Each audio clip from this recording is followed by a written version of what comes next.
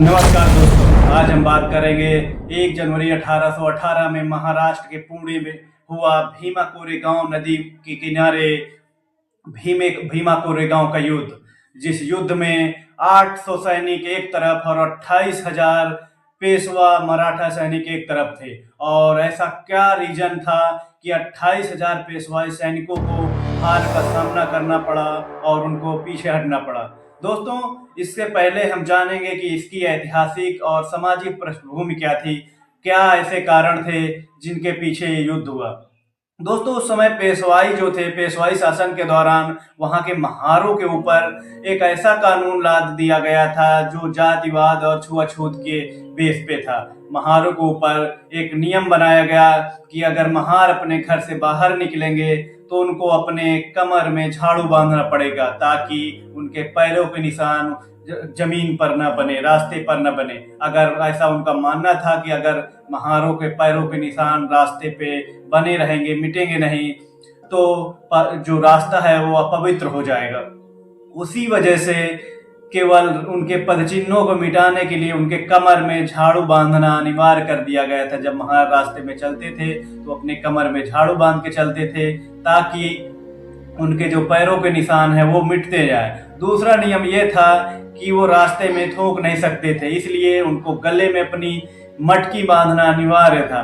जब वो घर से बाहर निकलते थे तो अपने गले में मटकी बांधते थे और जब थूकते थे तो उसे मटकी में थूकते थे।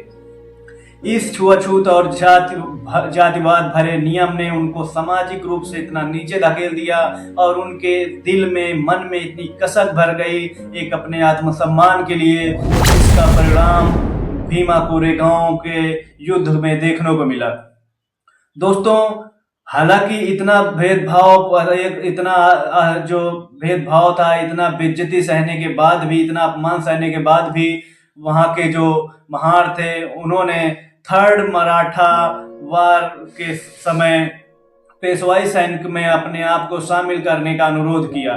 जब वो जाते हैं और पेशवा सैनिक के टुकड़े में शामिल होने के निवेदन करते हैं तो पेशवा इस वजह से उनको सैनिक में भर्ती करने से मना कर देते हैं कि हम अछूतों को अपने सैनिक में भर्ती नहीं करेंगे। इस अपमान का बदला लेने के लिए उनको मौका मिला 1 जनवरी 1818 में।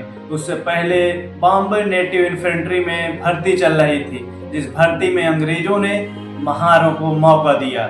उनके जो दिल में आग थी, बदले की भावना थी, आत्मसम्मान की जो लड़ाई थी, उसको लड़ने के लिए अंग्रेजों ने उनको मौका दिया। और उस 800 के सैनिक की जो टुकड़ी तैयार की गई पेशवाओं के खिलाफ लड़ने के लिए, उसमें से 500 महार सैनिक थे।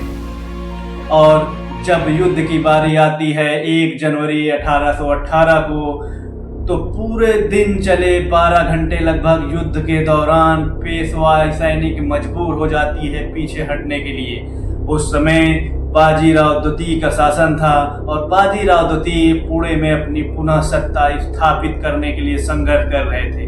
लेकिन एक नियम, एक सामाजिक भेदभाव के रूल के चलते उनको अपने ही लोगों के सामने युद्ध लड़ना पड़ा। और उनकी जो दिल में आत्मसम्मान की लड़ाई थी, उस समय जो महान लड़ाई लड़ रहे थे वो अंग्रेजों के लिए नहीं लड़ रहे थे, वो अपना आत्मसम्मान बचाने के लिए लड़ रहे थे। दोस्तों, जब आत्मसम्मान की बारी आती है, अगर किसी के आत्मसम्मान में आप ठेस पहुंचाए हैं तो वो अपने पूरे दिल, दिमाग और पूरे जोश के साथ लड़ाई लड़ता है। इसी का नतीजा था कि उस युद्ध में पेशवाओं को हार का सामना करना पड़ा और अंग्रेजों की विजय हुई। उसके बाद जो मराठा साम्राज्य था उसका पतन हो गया और अंग्रेजी शासन पूर्णतः महाराष्ट्र क्षेत्र में पुणे में स्थापित हो गया। हालांकि इसमें लगभग 250 महार सैनिकों की क्षति हुई, जिसको याद करने के लिए अंग्रेजों ने भीमा कोरेगांव नदी के किनारे एक विजय स्तंभ का निर्माण करवाया और जिसमें शहीद हुए सभी वीरों का नाम उल्लेखित किया। आज भी जो वहाँ के दलित हैं और जो मुख्यतः महार हैं, अभी शौर्य दिवस के रूप में 1 जनवरी को उसको याद करते हैं और वहाँ लाखों की भीड़ इकट्ठा होती है। दोस्तों, ये लड़ाई अंग्रेजों और पेशवाओं के बीच नहीं थी, ये लड़ाई थी भारत में वर्षों से दलित, पिछड़े और शूद्र कहे जाने वाले उन व्यक्तियों के आत्मसम्मान की जिसके लिए महारों ने युद्ध लड़ा, और वो युद्ध उनके आत्मसम्मान के बढ़ोतरी में कारगर भी हुआ। इसीलिए मुझे लगता है कि इससे पहले भी जितने युद्ध हुए हैं उसमें भारत में दलितों की अनदेखी की गई है, जिसकी का कारण था पहले मुगलों ने अपना राज स्थापित किया, फिर अंग्रेजों ने राज स्थापित किया। अगर जातिवाद भरा भेदभाव समाज नहीं होता तो शायद हमारा जो शूरवीरों से भरा भारत है वो कभी गुलामी की ओर नहीं जाता और ना कभी गुलाम होता।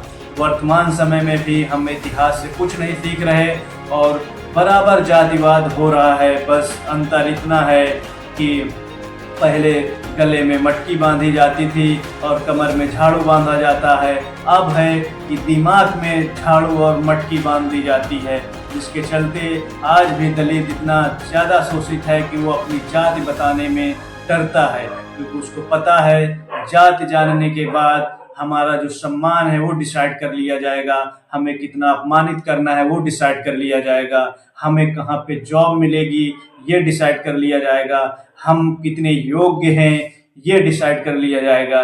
इसलिए भीमा कोरेगांव का युद्ध जो था वो सच में एक आत्मसम्मान के लिए लड़ाई थी, और जिसको आत्मसम्मान बचाने के लिए महारों ने अपना बलिदान दिया और उसके बाद उनकी सामाजिक स्थिति में सुधार हुआ।